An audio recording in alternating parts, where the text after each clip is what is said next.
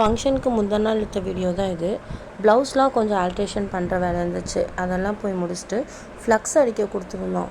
அந்த வேலையும் என்னாச்சுன்னு சொல்லி போய் பார்த்துட்டு வந்துட்டோம். அண்ட் எல்லாம் முடிச்சுட்டு கொஞ்சம் திங்ஸ்லாம் வாங்க வேண்டியிருந்துச்சு. அதெல்லாம் வாங்கிட்டு வீட்டுக்கு வந்துட்டோம். அண்ட் இந்த மெஹந்தி வந்துட்டு என்னோடய ஹவுஸ் ஓனர் அக்கா தான் போட்டு விட்டுருந்தாங்க. உங்களோட ஸ்பெஷல் அக்கேஷன்ஸை இந்த மாதிரி இன்னும் ஸ்பெஷலாக ஆக்கணும் அப்படின்னா ஸ்க்ரீனில் தெரிய அவங்க வாட்ஸ்அப் நம்பருக்கு நீங்கள் ஆர்டர்ஸ் புக் பண்ணிக்கோங்க. உங்களோட ஸ்பெஷல் அக்கேஷன் இன்னும் ஸ்பெஷலாக மாற்றிக்கோங்க. Early morning next day early morning 5:30க்குலாம் நான் வந்து மண்டபத்துக்கு போகிற மாதிரி இருந்துச்சு.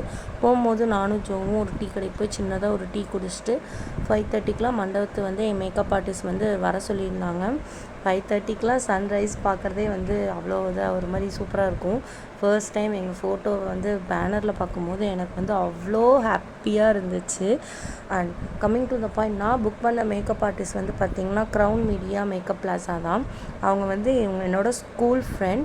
சூப்பராக மேக்கப் பண்ணியிருந்தாங்க. என்னோடய ஃபர்ஸ்ட் லுக்கும் சரி செகண்ட் லுக்கையும் சரி எனக்கு வந்து சூப்பராக க்ரியேட் பண்ணியிருந்தாங்க. எனக்கு ரொம்ப சாட்டிஸ்ஃபேக்ஷனாக இருந்துச்சு.